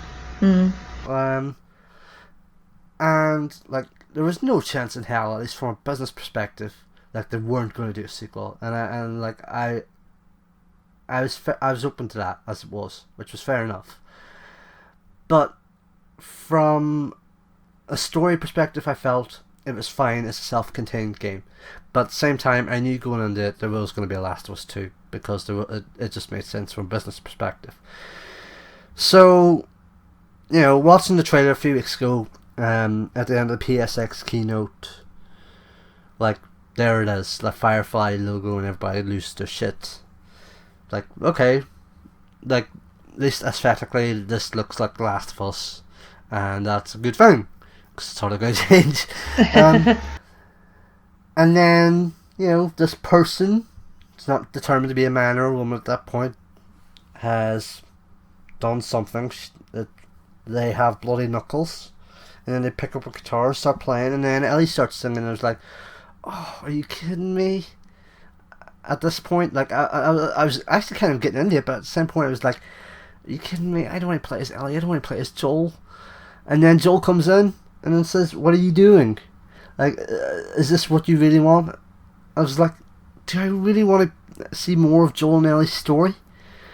And then Druckmann wrote on the PlayStation blog that he knew, like, there were certain aspects, or not certain aspects, that they knew that there were certain, criticisms of sorts. Like, for the lack of a better term, I say criticisms, but like, he knew, like, maybe not a lot of people would want to see a sequel of the game. Like as well as me, there was other people who felt it was perfect as a self-contained game.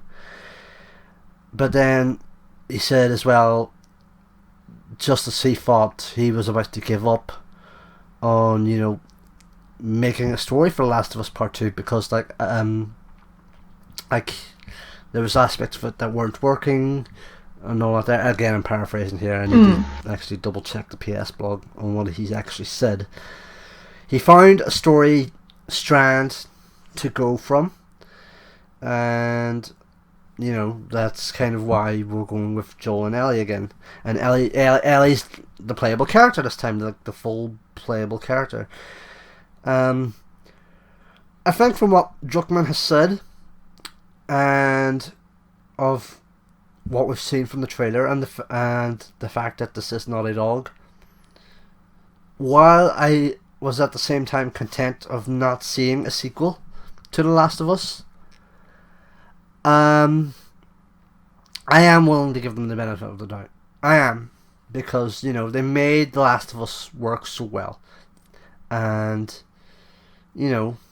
I'm definitely ready to see what they do with Part 2, and how they're going to develop that story between Ellie and Joel, especially how that relationship between the two of them has developed, especially with that lie at the end of the last game, and how Ellie has developed as a person, because when you first encounter Ellie in the first game, she is, like I said, this kind of sweet, innocent teenager. Ellie's 19 now, I think it was, they mentioned at PSX, and she's this kind of broken, torn down person now. It comes across that way. And how not only to deal with her psyche, but also the fact that she is infected with the virus, with the infection, and how they've hidden that from the first game with her new tattoo now. And in fact, that really, Naughty Dog were actually teasing Last of Us 2 before the announcement, because like they had a poster of what turned out to be Ellie's tattoo design on a poster for the day that celebrates the outbreak of the infection. They call it Outbreak Day, and they put it on. They put the art design, or the strands of the design, on a poster for fans to buy. And like, this was before the game was announced, and this brings me back to what I said earlier. Don't ever trust a lot of what Naughty Dog says, because sometimes they are lying to you. To preserve the surprise, of course, but they are lying to you. But yeah, I'll give them the benefit of the doubt. It looks really great by the first trailer. As much loath as I was to not have a second game, like I said, I didn't want to see a second game. I didn't want to see a second game of Ellie and Joel. I believe in Naughty Dog, in Druckmann I trust, in Neil Druckmann I trust, in Naughty Dog I trust. I trust them to do right by Part 2, because like they nailed it with Uncharted 2 and 4, less so with 1 and 3, but with 2 and 4, and with Last of Us and Left Behind. So I think they're starting to, fully, properly, get story beats down a lot. With each game they progresses, they nail down story better and better and better and better. With Uncharted 4, perhaps a little step back in terms of pacing, but story-wise it was, fine. But they're really nailing their stories, and I think with part 2, I believe basically. So you keep saying you didn't want a sequel with Joel and Ellie. Would you have rather then they focused on some different characters, like created some new ones within the world? Yeah, definitely. Like I said, I would have been fine if it was just one game. But if there was going to be a second game, I would have been fine with just exploring new characters. I would have been interested to see if they would have explored a story elsewhere that see the viewpoint of the infection from elsewhere in the world, like if it had broken out outside the US. Like I wonder if A Last of Us would have taken place in, I don't know, London or something like that there, or even like if you want to go left field, like with the certain end of The Last of Us 1, like have it take place in a different country that isn't whose first language isn't English, and like have dialogue for that be, I don't know, the main dialogue for that be French, German, Italian, or just have subs, like, and not have the actors speak English. That would have been an interesting concept for me. And that, I think that's like that. I mean, like that's kind of two ideas I have. Yeah. And how they would, I would like to see them do a Last of Us game in future. But like I said, like if Neil Druckmann has a way to make another story around Ellie and Joel work, then I'll give the benefit of the doubt. I'm in.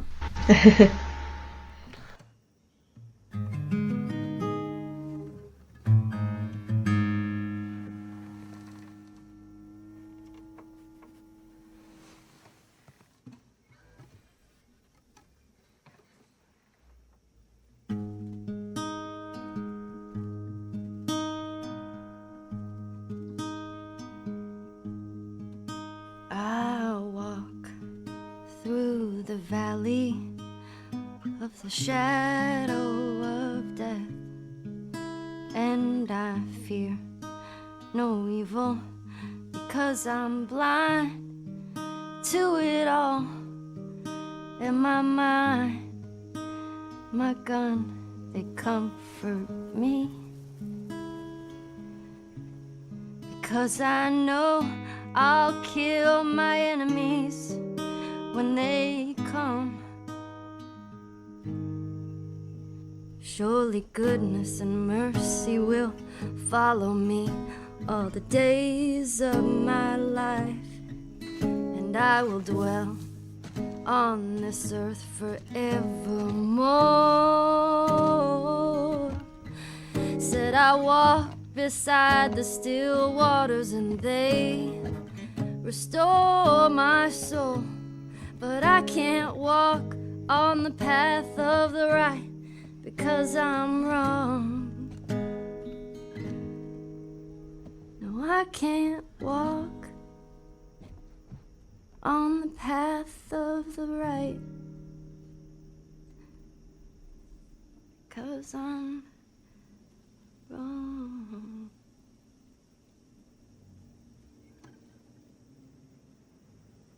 What are you doing, kiddo? You really gonna go through with this?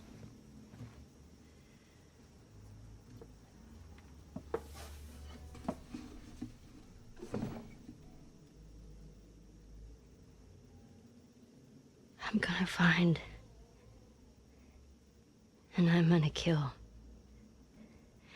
every last one of them.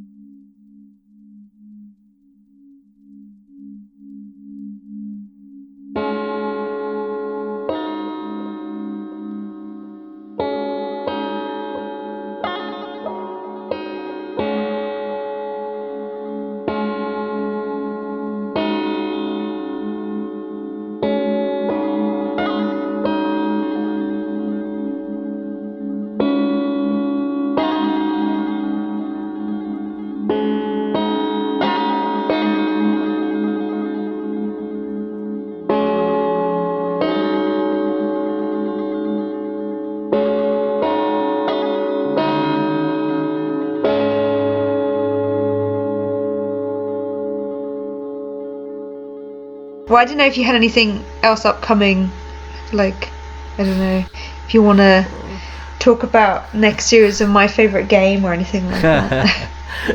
Next season of My Favourite Game. That would be something to promote. So, I guess you can find me at Johnny Cullen on Twitter. That's a good place to start. You can see my blog or website at johnnycullen.net, where I write about games sometimes, but I also write sometimes about other things like wrestling and how Bailey and Sasha Banks should fight again, and why they are destined to fight forever. Even though Kat's laughing at me, she doesn't know who Bailey and Sasha Banks are. I don't. I used to be into wrestling when I was, but yeah, when it was like The Rock and Mankind. And this is like WrestleMania, 2000, I think it would have been, on the N64. Yeah. I remember getting that for Christmas one year. But yeah. I haven't looked at it. I have friends who are totally into wrestling as well still. And they love it. Go check out Bailey Sasha Banks, that's my plug. You can, of course, My Favourite Game as well. I guess you can find my writing every now and then at usual several places like VT247 and OPM. I've also written for Eurogamer, Polygon and all, and Official Xbox Magazine. Of course, My Favourite Game. Follow us at MFG Podcast. Like us on Facebook at facebook.com/myfavouritegame. And as for next season, plans are in motion, I guess. Awesome. I've already recorded one episode. Oh wow. I was hoping to do a few more before Christmas, but shit got in the way that I won't elaborate on here. Oh yeah. Just yet. But I have one episode down, and in fact, I'm going to take this opportunity to announce the return of my favourite game of 2016. Yeah. We have a few people coming in to do contributions to talk about their favourite game of 2016. Tom Bramwell's back, Chris Donlan's back, Tom Francis from Season 3 is coming back, and a certain someone who has been hosting me for the past near 2 hours is coming back to talk about her favourite game as well. I will indeed, yeah. And we also have, here's the twist, someone from Season 5 to talk about their favourite game. So do check that out. That's coming out the week after this comes out, just before the year is out. At least that's hopefully the plan anyways. So yeah, follow at my favorite MFG Podcast on Twitter, My Favourite Game on Facebook, me on Twitter at Johnny Cullen, and also go check out at Catmoo on Twitter. Yeah. He's awesome. You can check me out. I haven't been tweeting too much. I've been too busy. Busy. Busy. Yeah.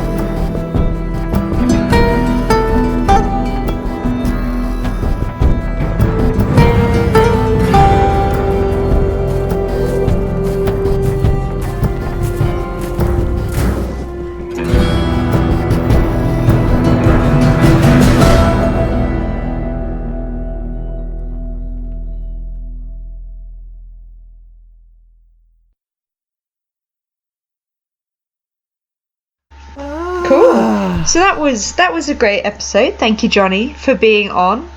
And my own podcast. My own podcast, as if anyone. It feels weird to have anyone host my own podcast other than me. Thanks for listening to My Favourite Game. Thanks to Kat for hosting me, because it feels weird. Like I said, we'll do My Favourite Game of 2016 next week. And Season 5 we'll do early next year. I don't want to go into details just yet about a date, but it's early next year for sure. Anyway, stay tuned for My Favourite Game of 2016. Stay tuned for Season 5. All the social deeds I've just mentioned just now at the end of the episode. But until MFG of 2016 Season 5, I guess thanks for listening, and we'll see you in 2017. Bye-bye. Bye.